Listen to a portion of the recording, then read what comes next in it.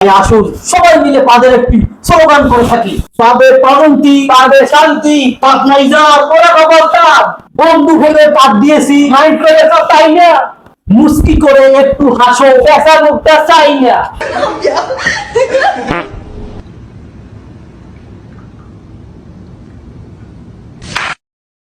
মামা ওই দিনকে তো একটা লঙ্গি রচনা করলেন, আজকে একটা পাদের কবিতা কই শোনান দি। পাদের কবিতা তাহলে শোন। তাহলে কি হয়, পাদে না কোন গাদায়, পাদে পাদন্তি, গোলদোলায় ভাগ্যমতী, ও পাদে কেউ রে হাতে। বাবা বাবা ভালোই তো পারছেন, এর একটা পাদের রচনা কই শোনান দি। পাদের আবার রচনা, তুই বড় বিপদে আলাইছো। হ্যাঁ আছে, মনে আছে একটা কইতেছি সব। মানুষের দৈনন্দিন জীবনে পাদ একটা খুবই গুরুত্বপূর্ণ জিনিস, তারপরে এই পাদকে সবাই অবহেলা করে, কাজটা চোখে দেখে। পৃথিবীতে এমন কোন মানুষ নাই, ধনী গরিব ছোট বড় সেলিব্রিটি নায়ক গায়ক সবাই কিন্তু পাদ মারে। কেউ কেউ আবার তো পাদ মেরে গিনিস বুকে নামও লাগছে।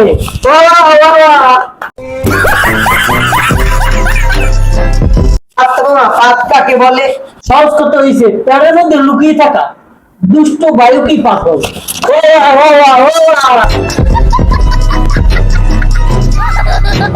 এবার বলেন তো পাদ কত প্রকার? পাদ তো অনেক প্রকার আছে।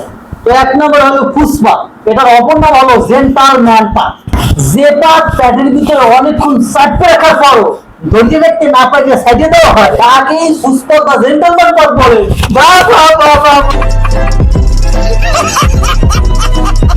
আর একটা হচ্ছে ধূমপাত। এটা সাধারণত যারা পাদ নিয়ে লজ্জাবোধ করে না তারা সাধারণত মেরে থাকে।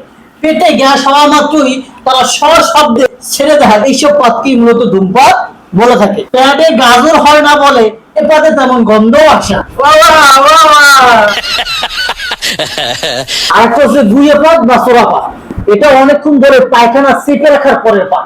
এই পাটটাকে আবার অনেক সময় হিরোশিমা বোমার সাথেও তুলনা করছে। মানুষের ভিড়ে এই পাটটা দেওয়া হলে খুন করার আসামির যে অপরাধ, এই পাট দিলে সেই অপরাধ হয়। কি করেন মামা এটা? আমি তো একদিন একটা সোনা পাট মেরে একটা অজ্ঞান করে হয়। আর একটা হচ্ছে বাদাম বা কুসুম পাত। সাধারণত এটা বাদাম আর সেদ্ধ ডিমের কুসুম খেলি হয়ে থাকে। আর এই পদের গন্ধ বাদাম অথবা বিট লবণের মতো অথবা কুসুমের মতো হয়ে থাকে, আলাদা করা একেবারে অসম্ভব। আর একটা হচ্ছে কষা পাত। এটা পায়খানা কষার মতোই কষ্টকর পাত। এই পাত দেবার সময় বায়ুপথ ছিটকে যাওয়ার সম্ভাবনা থাকে, কিন্তু জলীয় উপকরণ কম থাকায় এই পাতে তেমন গন্ধ নাই। একটা হচ্ছে ঝোল পাত। কি পাত? ঝোল পাদ।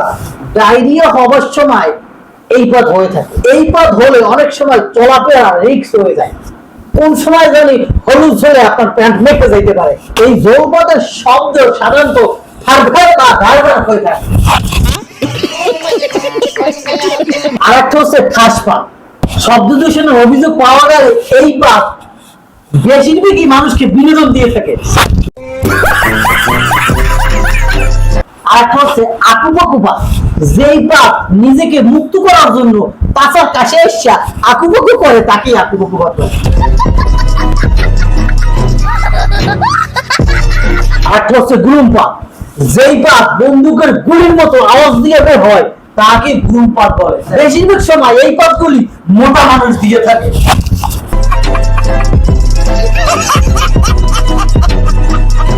আর হচ্ছে ককটেল পাত।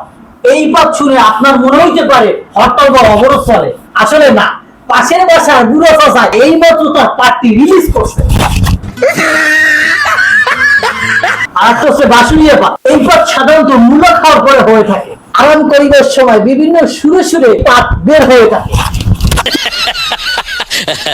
পাত হচ্ছে মানুষের জীবনে একটি গুরুত্বপূর্ণ সম্পদ। দেখ, মানুষ যদি পাততে না পারত তাহলে মানুষের প্যাডে মিথেন গ্যাস জমে মানুষ বায়ুমণ্ডলে উড়ে যেত। তাই পাতকে জাতীয় বায়ু হিসেবে ঘোষণা করা দরকার। ঠিক। আসুন আমরা সবাই সকল ভেদাভেদ ভুলে সবাই একসাথে পাদাবাদি করি।